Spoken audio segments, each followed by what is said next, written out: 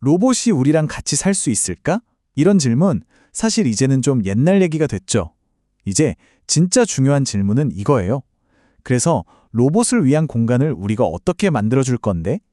오늘 바로 그 미래를 한번 들여다보려고 합니다. 자, 이런 헤드라인 인터넷에서 한 번쯤은 보셨을 거예요. 직원 75%가 로봇으로 대체된다고? 와, 생각만 해도 좀 아찔하죠. 이게 우리 일자리에 대한 불안감을 딱 건드리는 말이잖아요. 근데 이게 그냥 뜬구름 잡는 소리일까요? 60만. 이 숫자가 뭘 의미하는지 아세요? 이게 바로 아마존, 딱 한 회사에서요. 2033년까지 로봇 때문에 사라질 수도 있는 신규 고용 인력의 수라고 합니다. 어떤 내부 보고서에서 나온 예측인데 정말 충격적이죠. 네, 바로 이 지점. 여기서부터 우리가 흔히 말하는 자동화에 대한 불안감이 시작되는 겁니다. 그러니까 회사는 돈 아끼려고 로봇 쓰고 결국 우리 일자리는 로봇한테 뺏긴다. 뭐 이런 시나리오요. 지금 아마존의 전략을 보면 전체 업무의 75%를 자동화해서 택배 하나당 비용을 30센트씩 줄이겠다는 거거든요. 이 관점에서 보면 자동화는 그냥 효율을 높이고 돈을 아끼는 최고의 수단인 거예요. 그러니까 당연히 이러다 일자리 다 없어지는 거 아니야 하는 분석이 나올 수밖에 없는 거죠. 이게 그냥 하는 소리가 아닌 게 저명한 MIT 교수님이 이런 경고를 했어요. 만약 아마존이 자동화로 돈 버는 방법을 제대로 보여주면 다른 모든 회사들이 따라할 거다.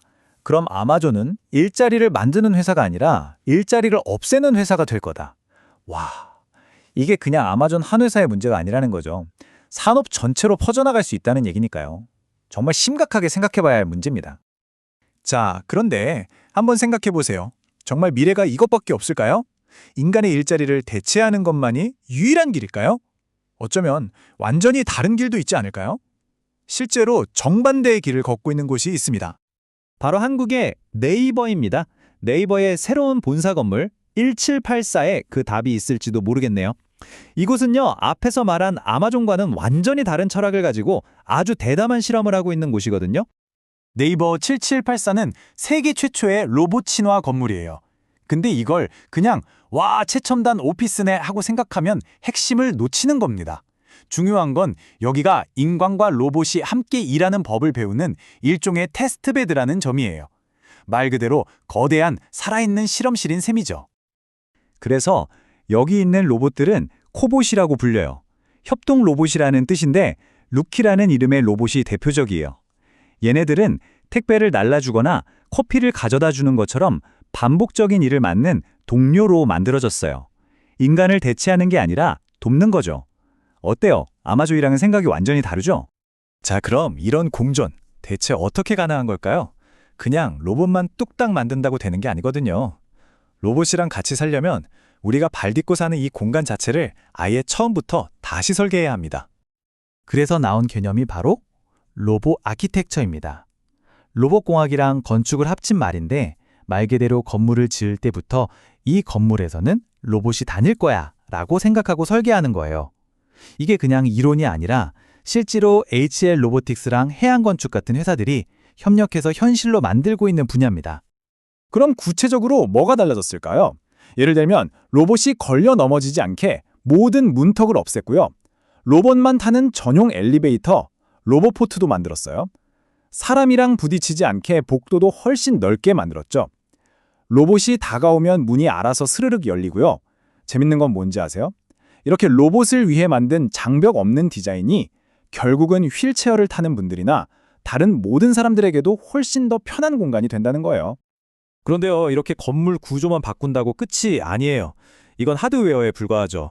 로봇이 이 공간을 제대로 돌아다니려면 보이지 않는 정교한 디지털 뇌랑 디지털 눈이 필요합니다. 그게 바로 디지털 트윈이라는 기술이에요. 쉽게 말해서 현실 공간을 컴퓨터 안에 똑같이 복제해 놓은 가상세계라고 생각하시면 돼요. 이 보이지 않는 소프트웨어 지도가 있기 때문에 로봇들이 내가 지금 어디에 있구나, 저쪽으로 가려면 이렇게 가야겠다 하고 스스로 판단하고 움직일 수 있는 거죠. 이게 바로 로봇들의 세상을 인식하는 핵심 기술, 눈과 뇌의 역할을 하는 겁니다.